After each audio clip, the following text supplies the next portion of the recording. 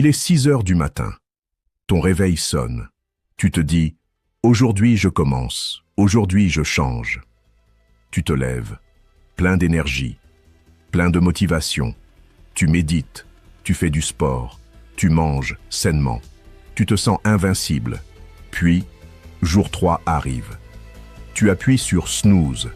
Tu sautes la séance de sport. Tu te dis « Demain, je reprendrai ». Sauf que demain devient la semaine prochaine, puis le mois prochain.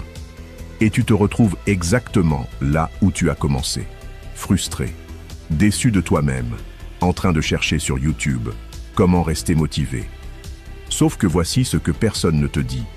Les gens qui réussissent vraiment, ils ne se sentent pas motivés non plus.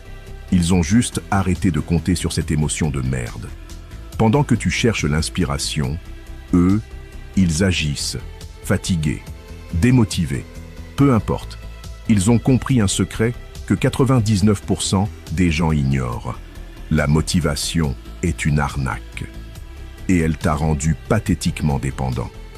Tu veux savoir comment devenir le genre de personne qui agit, même quand tout son corps lui crie d'abandonner? Comment te libérer de cette dépendance toxique à tes émotions?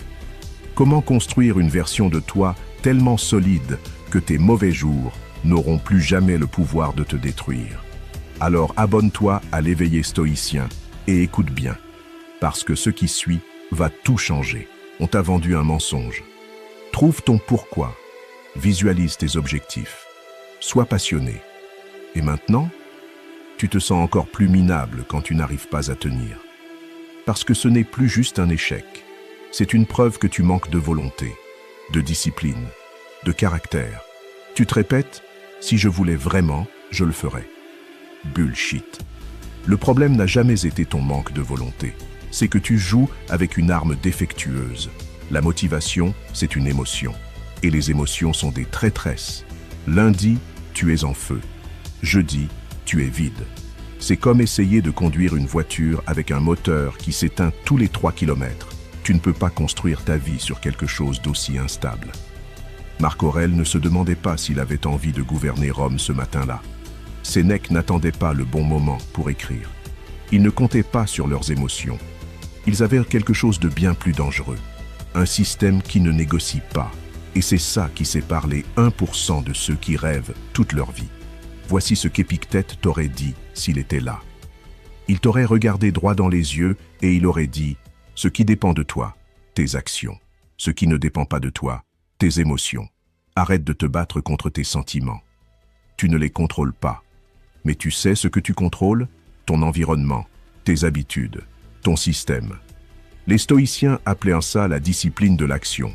Pas de blabla sur le mindset, pas de séance de visualisation débile, juste une question. Que dois-je faire maintenant? Et il le faisait sans négocier, sans attendre de se sentir prêt. Sénèque écrivait tous les jours, même quand il était épuisé, parce que c'était son rôle.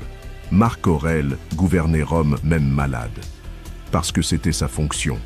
Il n'attendait pas l'inspiration. Il construisait des systèmes tellement solides qu'abandonner devenait plus difficile que continuer. Et c'est exactement ce que tu vas faire maintenant. Voici comment devenir imparable. En 3 étapes. Pas de théorie, juste de la mécanique. Étape 1. Rends l'action plus facile que l'inaction. Ton cerveau est un animal paresseux. Il choisit toujours le chemin de moindre résistance. Alors manipule-le. Rends tes bonnes habitudes tellement évidentes qu'il est plus difficile de ne pas les faire. Voici des exemples concrets. Tu veux méditer? Laisse ton coussin au milieu du salon. Tu devras l'enjamber pour l'éviter. Tu veux lire? Pose ton livre sur ton oreiller. Tu seras obligé de le toucher avant de dormir. Tu veux faire du sport? Dors avec tes vêtements de sport à côté du lit. Supprime toute friction entre toi et l'action. Les stoïciens appelaient ça la préparation du soldat. Arrange ton champ de bataille avant que la guerre commence. Parce que quand le moment arrive, tu ne réfléchis pas, tu exécutes. Étape 2. Greffe tes nouvelles habitudes sur des ancres existantes. Ton cerveau adore les automatismes, il en a déjà des dizaines. Utilise-les, Prends une action que tu fais déjà chaque jour et colle ta nouvelle habitude dessus. Par exemple, après ton café, 5 minutes de journaling. Avant ta douche, 10 pompes.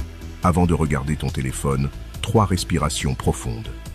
Marc Aurèle écrivait dans ses méditations chaque soir avant de se coucher, pas parce qu'il était inspiré, parce que c'était devenu automatique. Pas un choix, une séquence. Et les séquences ne demandent pas de motivation. Étape 3. Mesure ou disparaît. Si tu ne mesures pas, tu n'existes pas. Point. Prends un calendrier, une feuille, un tableau. Peu importe. Chaque jour où tu fais ton action, tu coches. L'objectif ? Ne jamais briser la chaîne. Sénèque comptait ses jours, pas pour performer, pour rester conscient. Il disait « Je ne laisse pas passer un jour sans agir selon ma nature. » Alors toi aussi, ton seul but n'est pas d'être parfait, c'est d'être constant.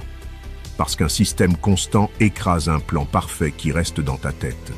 Maintenant, le secret que personne ne veut entendre. Le truc que les 1% savent, mais que tout le monde refuse d'accepter.